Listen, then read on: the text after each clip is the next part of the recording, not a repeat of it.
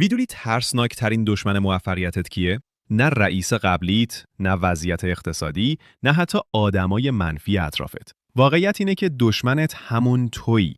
دقیق‌تر بگم ذهنت.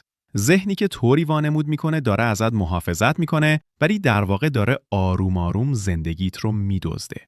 ذهن محافظ یا قاتل آرزوها. ذهن ما طوری طراحی شده که ما رو از درد، ترس، شکست و خطر دور کنه. اما مشکل اینه که ذهن فرق بین ترس واقعی و ترس خیالی رو نمیفهمه. میخوای یه کار جدید شروع کنی؟ ذهنت میگه نه بابا، الان وقتش نیست. میخوای از یه رابطه سمی جدا شی؟ میگه صبر کن، شاید بهتر بشه. میخوای حرف دلت رو بزنی؟ میگه نه، آبروم میره. و تو فکر میکنی داری تصمیم عاقلانه میگیری، ولی در واقع داری عقبگرد میکنی. 3 ترفند پنهانی ذهن برای اینکه تکون نخوری.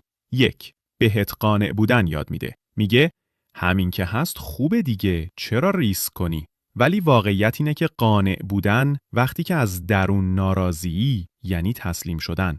2. با فکر زیاد خستت میکنه. بهت اونقدر گزینه و اگر و اما نشون میده که دیگه هیچ کاری نکنی. ذهن میگه بذار بیشتر فکر کنم، ولی در واقع داره وقت میخره برای فرار از عمل.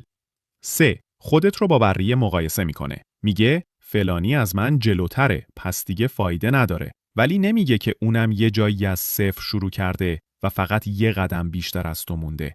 چطور از این دام فرار کنیم؟ اول از همه ذهنت رو لو بده. هر وقت خواست قانعت کنه که کاری نکنی، فقط بگو آها، فهمیدم، داری ازم محافظت میکنی. با همین جمله ذهنت خلع سلاح میشه. بعدش عمل کن، حتی وقتی مطمئن نیستی. اگه منتظری روزی برسه که همه چی قطعی باشه، اون روز هیچ وقت نمیرسه. و در نهایت به خودت قول بده هر روز یه کار کوچیک انجام بدی که مغزت ازش بترسه. عدمای کوچیک ولی مداوم ذهن تنبند رو شکست میده. حرف آخر. واقعیت اینه که ذهن تو یه ابزار فوق‌العاده است. ولی فقط وقتی که تو سکانش رو دست بگیری، وگرنه اون تو رو کنترل میکنه. و میدونی چی میشه؟ یه روز از خواب بیدار میشی و میفهمی ذهنت آرزوهات رو به بهونه امنیت دفن کرده. پس ازش تشکر کن، اما دیگه بذار پشت فرمون نباشه. تو راننده‌ای، نه مسافر.